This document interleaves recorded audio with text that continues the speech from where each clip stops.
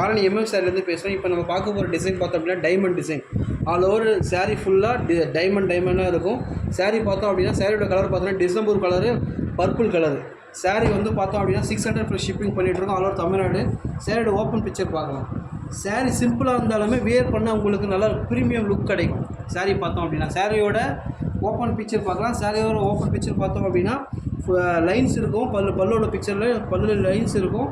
Blouse piece பார்த்தோம் அப்படின்னாலும் ரன்னிங்கில் தான் இருக்கும். சாரியோட ஓப்பன் பிக்சரில் இது வந்து ப்ளவுஸ் பீஸு.